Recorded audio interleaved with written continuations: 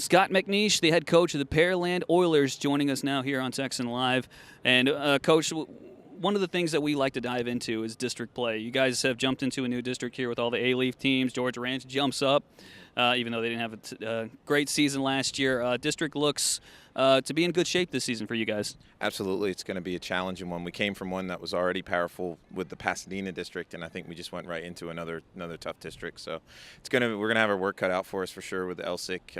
All the A-Leaf schools are good. We just saw A-Leaf Taylor at our tournament last week, and they're going to be a problem for sure. And then George Ranch actually had a pretty good result last week against Rayburn and beat them. So I don't think there's going to be an easy game this year. It's going to be the same as what we were kind of used to already. It's going to be a playoff game, every day. So we're looking forward to it. If we're going to be battle tested by the time playoffs come around, and hopefully we'll be one of the ones that are in. When that time comes around, for sure. So, Coach, from last year's team to this year's team, from the boys that you see have matured and grown up, what do you expect from these guys and this group of guys this season? Well, we had 4 freshmen starting for us last year, and then we had 7 underclassmen. So in the end, we had 3 sophomores starting at one time. And it was a very young team last year. We overachieved, I thought, and we did really well. And those players really stepped it up. And I'm hoping that can continue this year. We're still kind of young, and we still have a couple green players that are just trying to get their feet wet and first-time varsity players, but hopefully the experience that they had last year will kind of put us through. I thought we tied 7 games in district last year, and hopefully by this year coming in, those ties will turn into some victories, and we can kind of get some more points, and that's kind of the goal this year. Is let's get over the hump this year, and those close games, instead of having a 1-1, 2-2 game, let's make it a 2-1, 3-2 game, and be on top. So. And those tie games that you did have, that's incredibly a lot of games that you tied. So yeah. What did you see? What could have pushed you guys over the edge a little bit to maybe pull those ones out?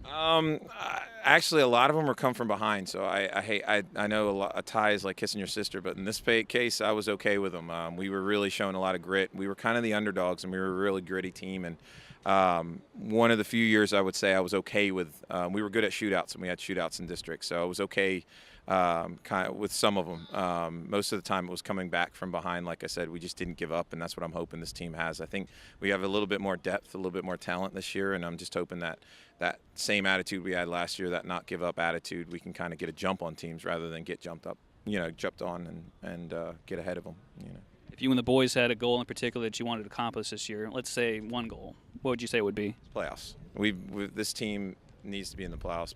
Pearland's not been in the playoffs for since I've been here, and a couple of years before that. And not by lack of talent, just the ball. We've been in a really tough district for about 5 years. We've been kind of going back and forth. Been really close. We haven't quite gotten the playoffs, and we got to get back to the playoffs like we were in the past, and that's the goal. It's nothing else but just get in the top 4 and get in there, and hopefully do some damage when we get there. But need to get in the playoffs. They all know that too.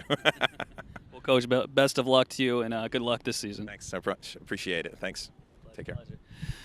Reporting here from Turner Stadium, I'm Mark M. Johnson, TexanLive.com.